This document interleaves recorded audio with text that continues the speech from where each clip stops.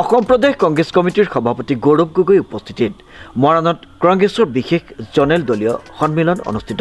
উল্লেখযোগ্য যে ডিব্ৰুগড় জিলাৰ অন্তৰ্গত মৰাণৰ তিলৈ গ্ৰাম্য বজাৰত কংগ্ৰেছৰ এখন গুৰুত্বপূৰ্ণ জনেল দলীয় সন্মিলন অনুষ্ঠিত হৈ যায়। আমাৰ নতুন বৰ অসম শীৰ্ষক কৰ্মী সন্মিলনৰ দ্বিতীয় দিন। যোৱাকালি হাওৰাঘাটত কেনেদৰে অসমৰ বিভিন্ন জনজাতিসকলৰ লগত অপমান কৰা গৈছে সেইখিনি কথা আমি ফাদিল কৰিলোঁ। আজি আমাৰ মৰাণত যথেষ্ট আমাৰ মানুহৰ কৰ্মীসকলৰ সমাগম আৰু আজি সভাত হু ইজ হিমন্ত বিশ্ব শৰ্মা, কোন হয় হিমন্ত বিশ্ব শৰ্মা, তেখেতৰ বাস্তৱ ছবি আমি কৰ্মীখিনিৰ মাজত আমি দাঙি ধৰিছোঁ আৰু পৰৱৰ্তী দিনত হু ইজ হিমন্ত বিশ্ব শৰ্মা গোটেই তেওঁৰ জীৱন কাহিনী, গোটেই তেওঁ মাটি কেলেংকাৰী, গোটেই তেওঁ অহংকাৰ অভদ্ৰ কথাবোৰ আমাৰ কৰ্মীখিনি ঘৰে ঘৰে ৰাইজৰ মাজত লৈ যাব। আৰু মানুহবোৰে ইতিমধ্যে বুজি পাইছে যে যদি হিমন্ত বিশ্ব শৰ্মা থাকে তেওঁ অসমৰ মাটি অসমৰ মানুহৰ ওচৰত নাথাকিব, গোটেইখিনি আদানী আম্বানী পতঞ্জলি মামা মামীৰ ওচৰত গুচি যাব। তো আজি এটা যথেষ্ট গুৰুত্বপূৰ্ণ সভা য'ত গোটেইখিনি তেওঁৰ মাটিৰ প্ৰতি লোভ, পইচাৰ প্ৰতি লোভ, তেওঁ বিশ্বাসঘাতৰ চৰিত্ৰ, তেওঁ কেনেদৰে আমাৰ জনগোষ্ঠী জনজাতিক ঠগিছে, কেনেদৰে বঙালী মানুহক ঠগিছে, কেনেদৰে আজি বিভিন্ন স্কেমত আজি তেওঁলোকৰ নাম আমি শুনা পাওঁ। সাৰদা স্কেমৰ পৰা জল জীৱন আঁচনি, লুইজ বাৰ্জাৰ, গীৰ গাই আৰু বিভিন্ন ধৰণৰ যে চিণ্ডিকেট আজি ব্যাপক ৰূপ ধাৰণ কৰিছে। কয়লা বালি আৰু এতিয়া অসমৰ উজনি অসমত আজি গোহালিৰ ভিতৰত গৰু সুৰক্ষিত নহয়।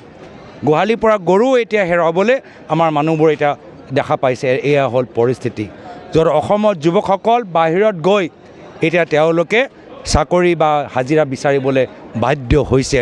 অৰুণাচল প্ৰদেশত কেনেদৰে আমাৰ ল'ৰাবোৰ যাওঁতে মৃত্যু তেওঁলোকৰ হ'ল আমি সকলোৱে দেখা পাইছোঁ। তো অসমৰ জনসাধাৰণ হিমন্ত বিশ্ব শৰ্মা ডাঙৰীয়া ৰাজনৈতিকভাৱে বিদায় দিলেহে আমাৰ স্বাভিমান ঘূৰি আহিব, আমাৰ শান্তি ঘূৰি আহিব আৰু উন্নয়ন প্ৰগতি গুৱাহাটী কেন্দ্ৰিক নহ'ব, গাঁও কেন্দ্ৰিক হ'ব। উন্নয়ন প্ৰগতি মাত্ৰ এটা বিশেষ পৰিবাৰৰ নহ'ব, সমগ্ৰ হ'ব। এই আশালৈ আজি মানুহবোৰৰ মাজত আমাৰ দলৰ বৃদ্ধি হোৱা শক্তি চাই এটা নতুন উৎসাহ জাগিছে।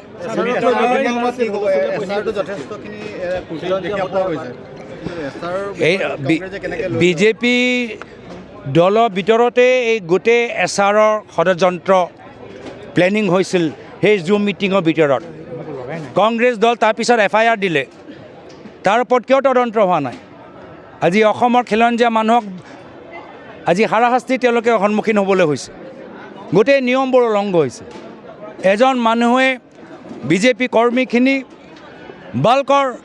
বাল্ক এটা ৰিজেকশ্যন দিবলৈ বাল্ক অবজেকশ্যন দিছে, যি আইনত লিখা নাই, কিন্তু সেইখিনি কৰিবলৈ আমি দেখা পাইছোঁ, প্ৰমাণ পাইছোঁ।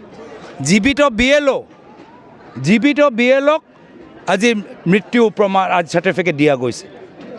এনেকুৱা এটা অৱস্থা। আজি ডিজিটেল যুগ, আৰ্টিফিচিয়েল ইণ্টেলিজেন্সৰ যুগ।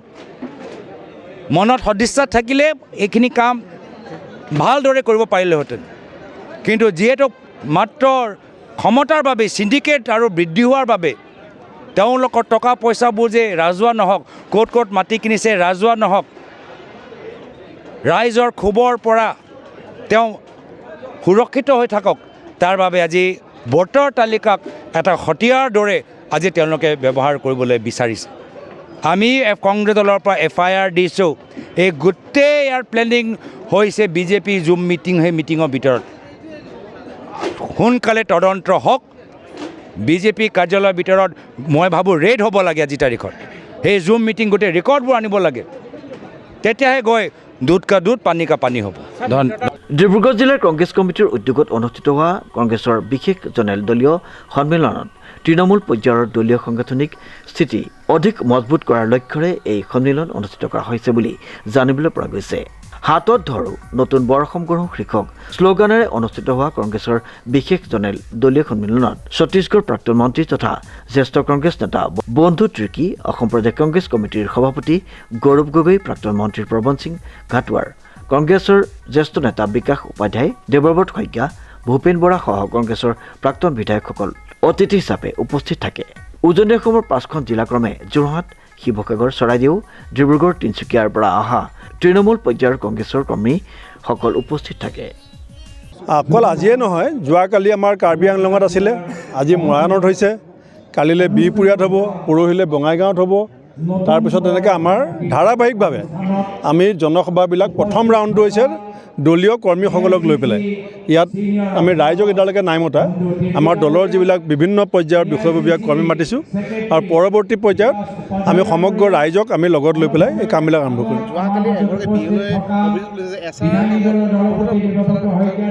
নিশ্চিতভাৱে BLO বুলি নহয়, আপুনি আমাৰ ৰঙানদী সমষ্টিতে ফেক কমপ্লেইন, মানে কমপ্লেইনাৰজনে কৈছে যে মোৰ নামত এইটো চহীও নহয়, মই কমপ্লেইনো দিয়া নাই।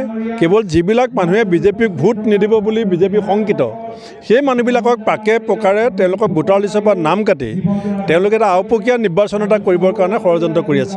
আৰু এইটো কথা ইতিমধ্যে ফাদি লৈছে, ৰাইজ সজাগ। গতিকে মই ৰাইজকো কৈছোঁ যে সকলো হিয়াৰিঙলৈ যাব লাগে।